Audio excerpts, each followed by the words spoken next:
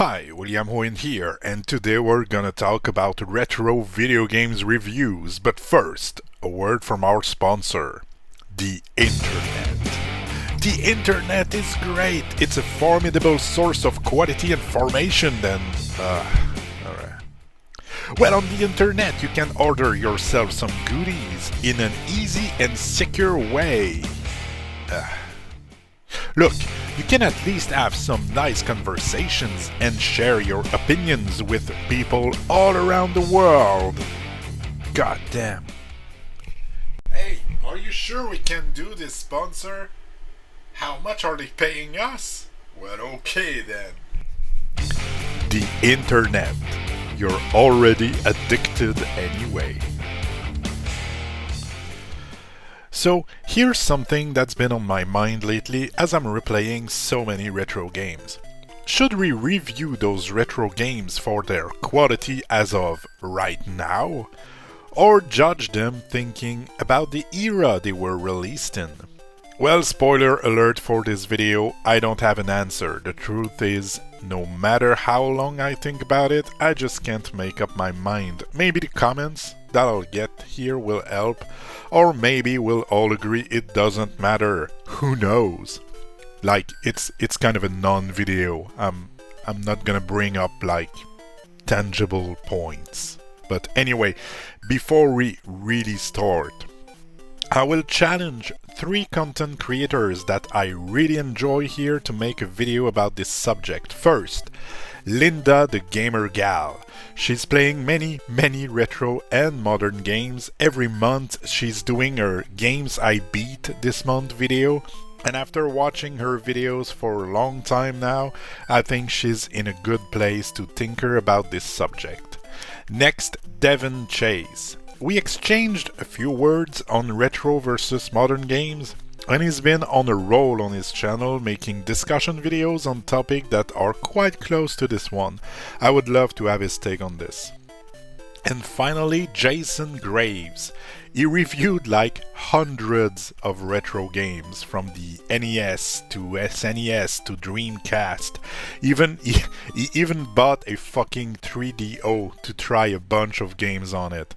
I would love to watch a video of his talking about how we should review retro games. He has a lot of experience in that. Okay, let's get practical. I just replayed Mario Land, which released in 1989 on the Game Boy. I enjoyed it quite a bit, each levels are quite unique. Mario even rides a plane in a few of them, it's a lot of fun. The music is fine, that's what you're hearing here probably, but there's only like 2-3 tracks for the whole game. And to be respectful of everyone's intellectual capabilities here, I won't talk about the graphics.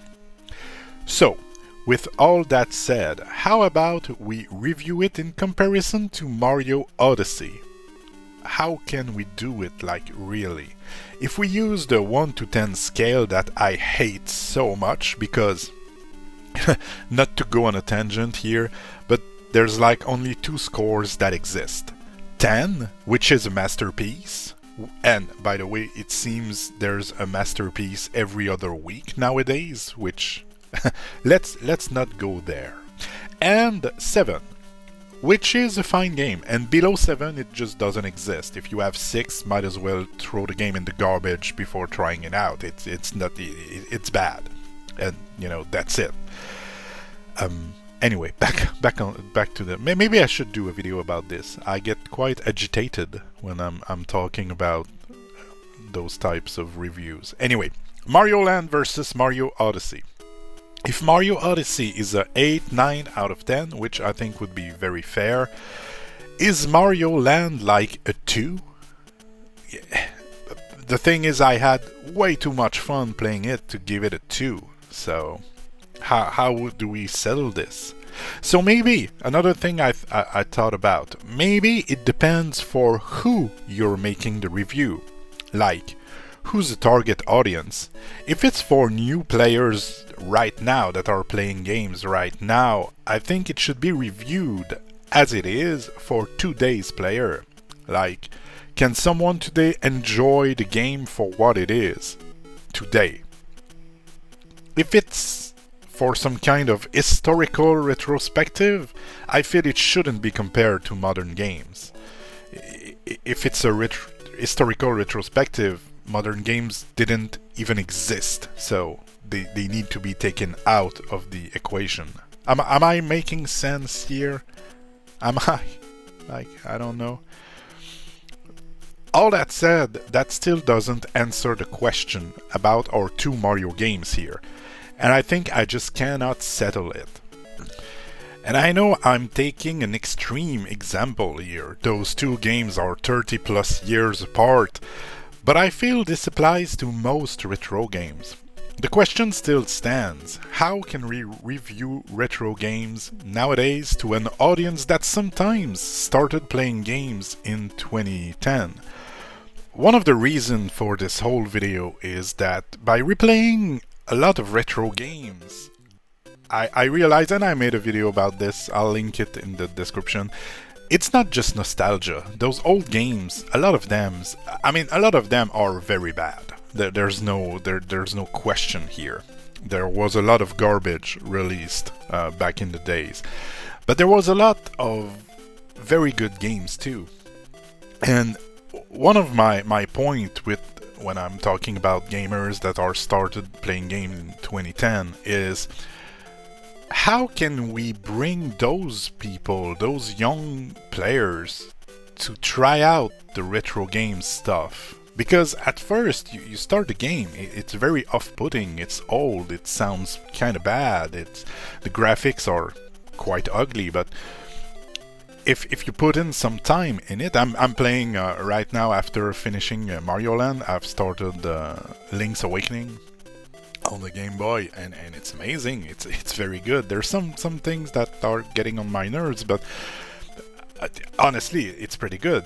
How can we bring those young players to play retro games? I want retro games to thrive, and you could think they are by looking at YouTube, but I feel that most people who go to retro games channel are people filled with nostalgia, and they just want to hear people talk about the games they enjoyed when they were young.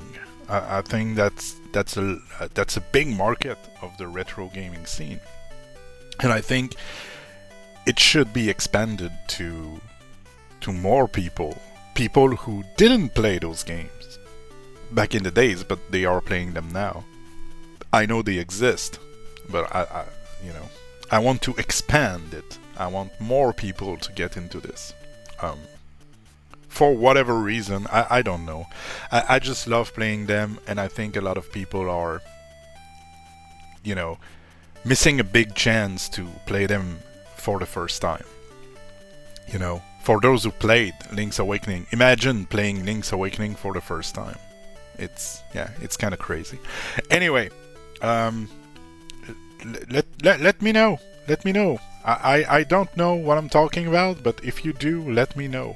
That's all I have. Now go do something else. Go play games. Check our sponsor, the internet. It's great. Bye bye.